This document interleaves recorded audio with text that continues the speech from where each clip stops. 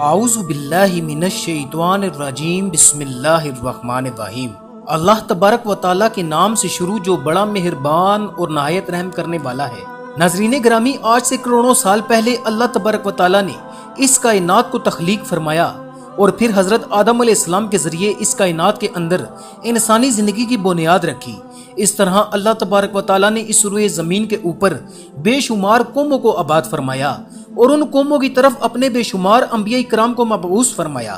ہر ایک قوم کی طرف مختلف انبیاء کرام ان کی ہدایت کے لیے تشریف لائے، یہاں تک کہ 1,24,000 کم و بیش انبیاء کرام اس روئے زمین پر جلوہ فروز ہوئے، اور پھر اللہ تبارک و تعالیٰ نے اپنے پیارے حبیب محمد مصطفیٰ صلی اللہ علیہ وآلہ وسلم پر نبوت کا دروازہ بند کر دیا، اور اب قیامت تک کوئی بھی نبی اس دنیا میں تشریف نہیں لائے گا۔ پیارے دوستو، اس طرح بے شمار انبیاء کرام اپنے اپنے وقت میں اپنی اپنی قوموں کی طرف آئے اور دنیا سے واپس چلے گئے، لیکن 4 انبیاء کرام ایسے ہیں جو آج بھی زندہ ہیں اور وہ آج بھی لوگوں کی مدد کرتے ہیں اور ان کو ہدایت کی طرف بلاتے ہیں۔ یہ 4 انبیاء کرام کون کون سے ہیں اور اللہ تبارک و تعالیٰ نے ان انبیاء کرام کو کس وجہ سے زندہ رکھا ہے اور ان کے زندہ رہنے کی کون سی وجوہات ہیں؟ پیارے دوستو، ان تمام تر سوالات کے جوابات آج کی اس ویڈیو میں ہم آپ کو بتائیں گے،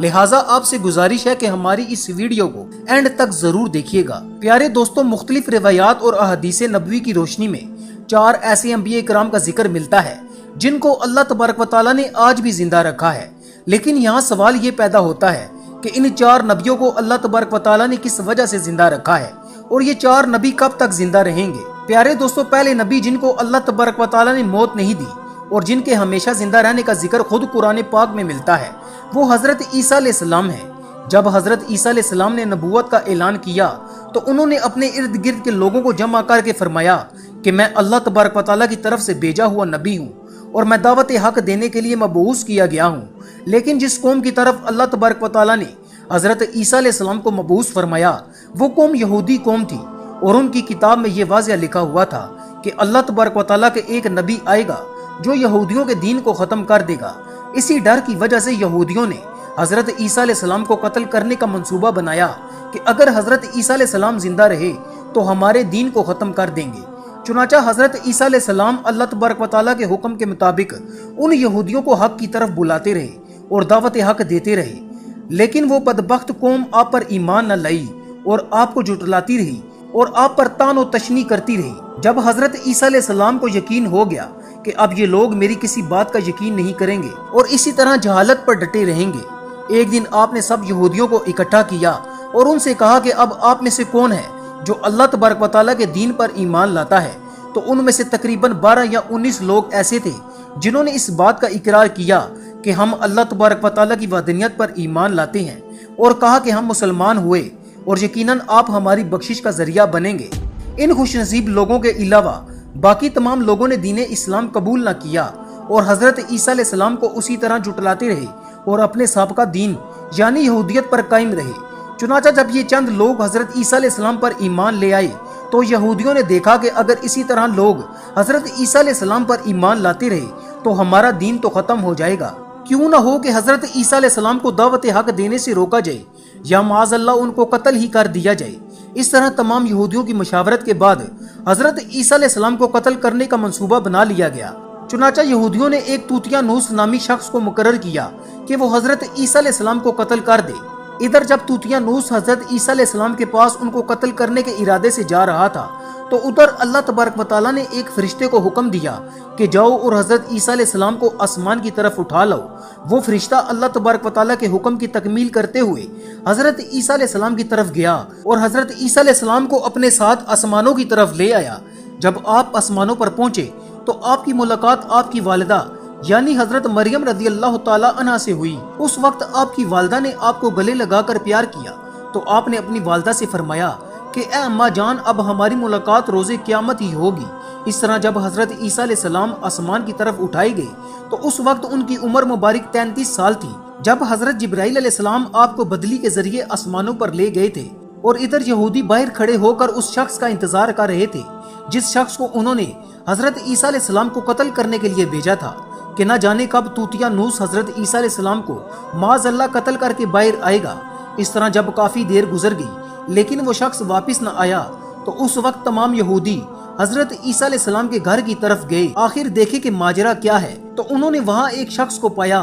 جس کا چہرہ حضرت عیسیٰ علیہ السلام جیسا تھا۔ انہوں نے اس کو قتل کر دیا، اور قتل کرنے کے بعد انہوں نے دیکھا کہ یہ چہرہ تو حضرت عیسیٰ علیہ السلام جیسا ہے، پر یہ تو ہمارا بیچا ہوا وہی شخص ہے، یعنی توتیا نوس ہے، جس کو ہم نے حضرت عیسیٰ علیہ السلام کے قتل کے لیے بھیجا تھا۔ یہ ماجرا دیکھ کر تمام یہودی پریشان ہو گئے اور دو گروہوں کے اندر تقسیم ہو گئے، اور تمام یہودی آپس میں لڑنے لگے، اور اس طرح لڑائی کے اندر بہت سارے یہودیوں کا قتل عام ہوا، جس طرح اللہ تبارک و تعالیٰ سورۃ النساء کے اندر فرماتا ہے۔ اور ان کے اس کہنے کی وجہ سے کہ ہم نے اللہ تبارک و تعالیٰ کے رسول حضرت عیسیٰ علیہ السلام کو قتل کر ڈالا، حالانکہ انہوں نے ان کو قتل نہ کیا اور نہ ہی انہیں سولی چڑھایا گیا، مگر ان کے لیے کسی کو حضرت عیسیٰ علیہ السلام کا ہم شکل بنا دیا گیا۔ اور بے شک جو لوگ ان کے بارے میں اختلاف کر رہے ہیں وہ شک میں پڑے ہوئے ہیں، اور ان کے پاس کچھ بھی علم نہیں، مگر یہ لوگ گمان کی پیروی کر رہے ہیں۔ بلکہ اللہ تبارک و تعالیٰ نے حضرت عیسیٰ علیہ السلام کو آسمانوں کی طرف اٹھا لیا تھا، اور یقیناً وہ قتل نہیں کیے گئے،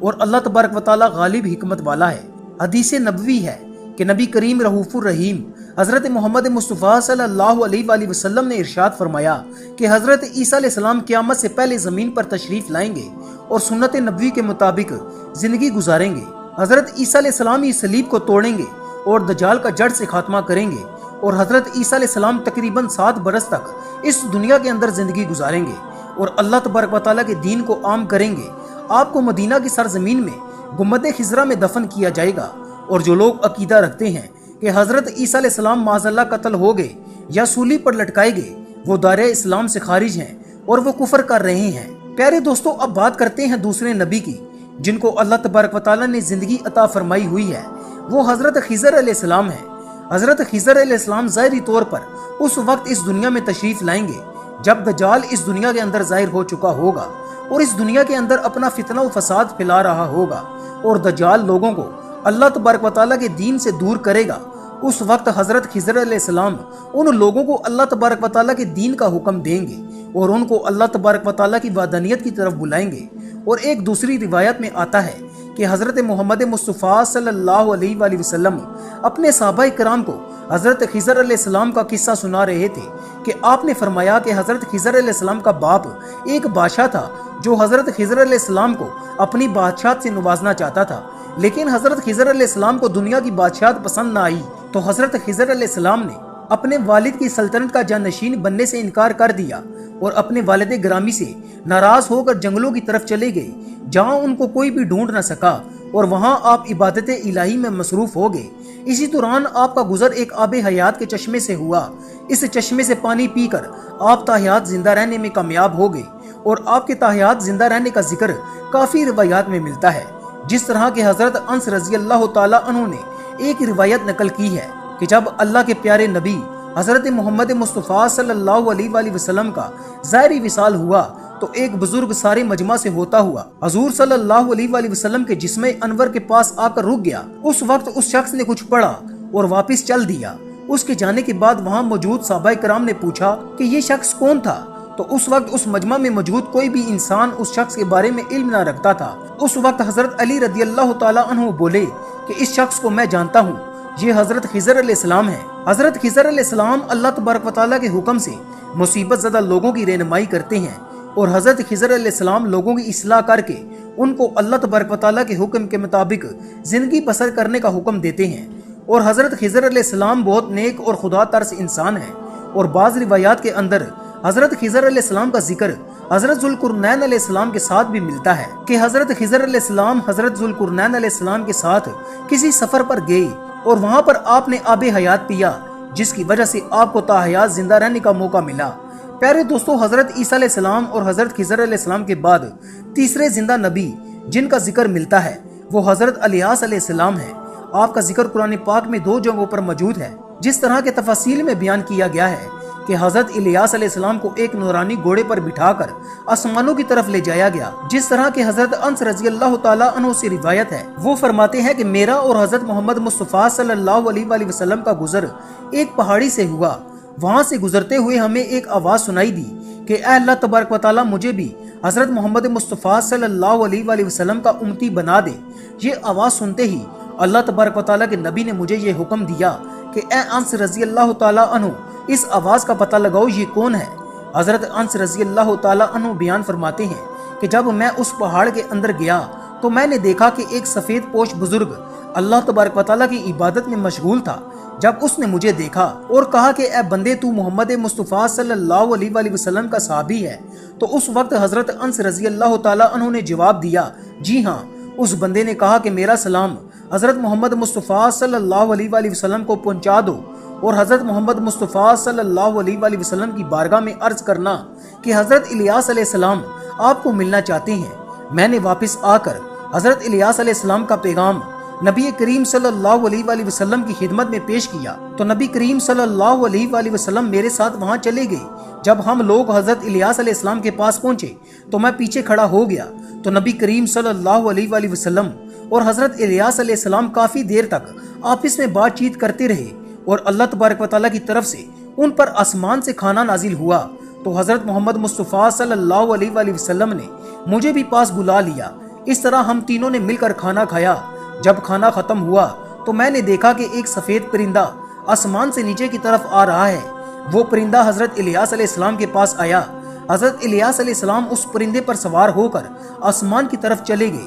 بعض علماء کرام نے لکھا ہے کہ حضرت الیاس علیہ السلام اور حضرت خضر علیہ السلام ہر رمضان شریف میں بیت المقدس میں تشریف لاتے ہیں اور وہاں پر روزے رکھتے ہیں اور حج کے موقع پر حج ادا کرتے ہیں۔ یہ دونوں نبی مختلف مقامات پر مصیبت زدہ لوگوں کی مدد کرتے ہیں۔ پیارے دوستو، اب بات کرتے ہیں چوتھے نبی کی جو آج بھی زندہ ہیں۔ وہ حضرت ادریس علیہ السلام ہیں جن کے زندہ ہونے کی بھی روایات ملتی ہیں، جس طرح کہ اللہ تبارک و تعالیٰ سورہ مریم کے اندر ارشاد فرماتا ہے کہ وہ ایک نیک اور پرہیزگار انسان اور نبی تھے کہ اللہ تبارک و تعالیٰ نے حضرت ادریس علیہ السلام کو جنت سے اٹھا لیا تھا۔ پیارے دوستو، شب معراج کی رات چوتھے آسمان پر حضرت محمد مصطفیٰ صلی اللہ علیہ وآلہ وسلم اور حضرت ادریس علیہ السلام کی ملاقات ہوئی تھی۔ حضرت ادریس علیہ السلام کا چھٹے آسمان پر ہونے کا بھی ذکر ملتا ہے۔ حضرت ادریس علیہ السلام زمین کی سیر و سیاحت کے ساتھ ساتھ اللہ تبارک و تعالیٰ کے ذکر میں مشغول رہا کرتے تھے۔